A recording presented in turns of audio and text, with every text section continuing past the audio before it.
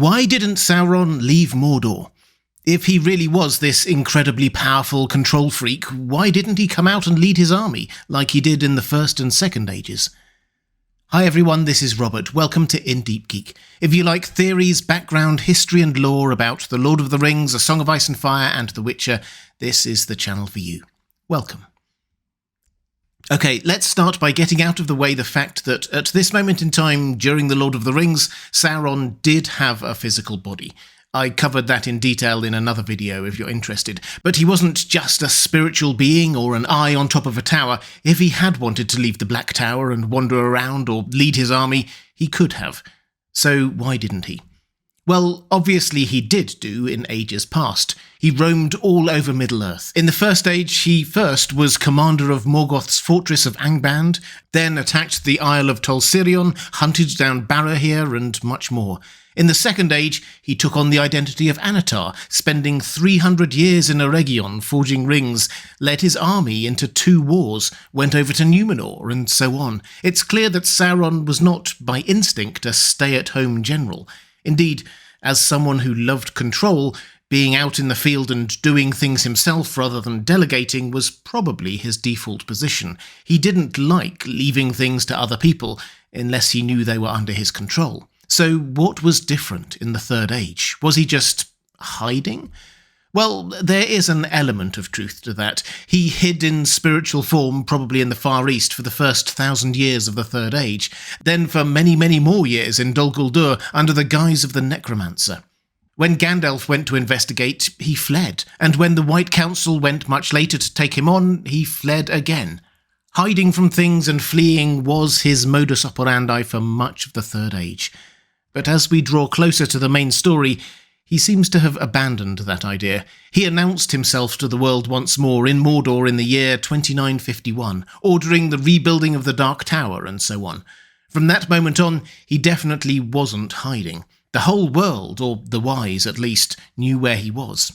But still, it's very noticeable that he doesn't, from then on, venture forth from his fortress. He doesn't wander the land like he did as Anatar, or lead his army like he did in the War of the Elves and Sauron. Even when there is a perfect moment at the culmination of the story for Sauron to make an appearance just outside the Black Gate to taunt Aragorn and Gandalf, thinking his victory is all but assured, we could have seen Sauron's face as his hubris comes crashing down. What a moment that would have been. He doesn't. Instead, his place is taken by a previously unmentioned servant, the mouth of Sauron. This is a very clear literary choice by Tolkien. We never get to see the main antagonist in the story. Indeed, the story is named after him. He is the Lord of the Rings, but we never get to meet him. Well, I want to suggest that there are a few practical, in-world reasons why Sauron doesn't ever emerge, and a couple of literary ones too. First, we can't compare this version of Sauron to the Sauron we saw in the First or Second Ages. He no longer could take on any physical form he wanted. He could no longer appear to be fair, like Anatar, or be able to fly like a bat, as he did in the First Age. Since he had been caught up in the god event of the destruction of Numenor, he could only now take on a physical form that reflected who he really was. He looked like a Dark Lord. So stealth missions and cunning plans to deceive the opposition were out. If he emerged into the world, everyone would know it was him. And also, though he probably didn't like to admit it, this was the weakest Sauron had ever been. In the grand scheme of things, he was still a very powerful being, but he no longer had the ring. It had taken him millennia to recover a physical form, and he had slowly started to realise that there were some other powerful beings out there too. A long time previously, he might have wondered if he was the only Maiar left in Middle-earth. Now he will have known about Saruman and Gandalf and the Blue Wizards, probably Radagast too, given his proximity to Rhosgobel, and the Balrog, and there were other very powerful beings out there too, like Galadriel and Elrond and Smaug, and somewhere out there were the 3 elven rings of power, boosting some people's power. You get the idea. Sauron wasn't stupid. He knew that without the ring, he was vulnerable. And he will have remembered that the last time he ventured forth against the last alliance of elves and men, he had been defeated. The time before that, he had been caught up in the doom of Numenor. The time before that, the elves and Numenorians had pushed him and his army all the way back to Mordor. Sauron was proud but realistic. He was powerful, but he wasn't invulnerable.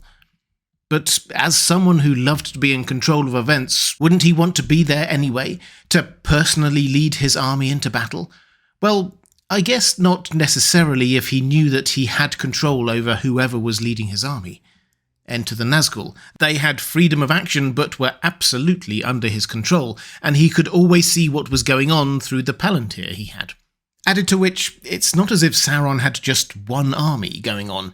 As we reach the climax of the book, there is the army attacking Minas Tirith, his allies the Corsairs of Umber on the south coast of Gondor, another force that took Caer Andros, an army of Easterlings attacking Erebor on his command, and a large force based at Dol Guldur that variously attacks Lothlorien, Mirkwood and Rohan. All were important to his plan, but which would he personally lead? And if he were personally leading one army, how could he oversee the rest of the war without the Palantir he had, or supervise the support from his vassals, or the huge army he held in reserve in Mordor, or his vast empire expanding out beyond Mordor to the south and east? Taken objectively, the sensible thing for the leader of that war effort to do was not just focus in on being the general of one army, but coordinating the entire war effort. He had other, arguably more important things to do than deal with the day-to-day problems of an army preparing to siege a city. He had Denethor to push to madness through the Palantir, Saruman to keep on track, the One Ring to keep a track of, notable opposition like Galadriel to keep a wary eye out for.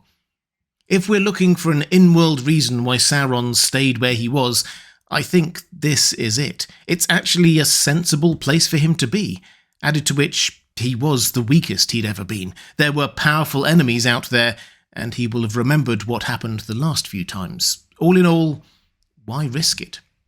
But if we take a step back, I think there is a literary reason here too. Having the main antagonist and evil presence in the novel be off-camera all the time is a brave choice, but a very clever one. Sauron retains his sense of mystery and threat throughout the story. What is he capable of? What does he know? What might he do next? It remains a mystery. This is, of course, a trick that has been used by countless fantasy and often horror writers through the years. 5 books, for example, into A Song of Ice and Fire, and we still don't know what the others want or what they are capable of. In the movie Alien, as another example, the exact nature of the alien was kept a mystery for a very long time. Our mind often fills in the gaps with even more horrific details. What does Sauron look like in The Lord of the Rings? We each probably have our own horrific idea. As we read or watch for the first time, the very name of Sauron is a dark mystery. What will he do? What is he capable of? It is perhaps lost when we know the story so very well, but when it was first released, the very character after whom the story is named is a dark enigma, and we can project onto him not just our fears, but our own conceptions of what evil is. When you dig into Sauron's character, you can start to understand why he was like he was, but to casual readers, he often appears a lot more generic or an amorphous evil presence. Tolkien's commitment to applicability in his story, over allegory, means we get to project onto him some of our own idea of evil. Why didn't Sauron leave Mordor during The Lord of the Rings? Because staying there was actually the sensible thing to do. He had a war to manage on many fronts and was as weak as he'd ever been. Staying in the Black Tower was the obvious lowest risk thing to do. And it also allowed Tolkien to make Sauron as evil as our imaginations would allow. Not actually seeing him just adds to the mystique.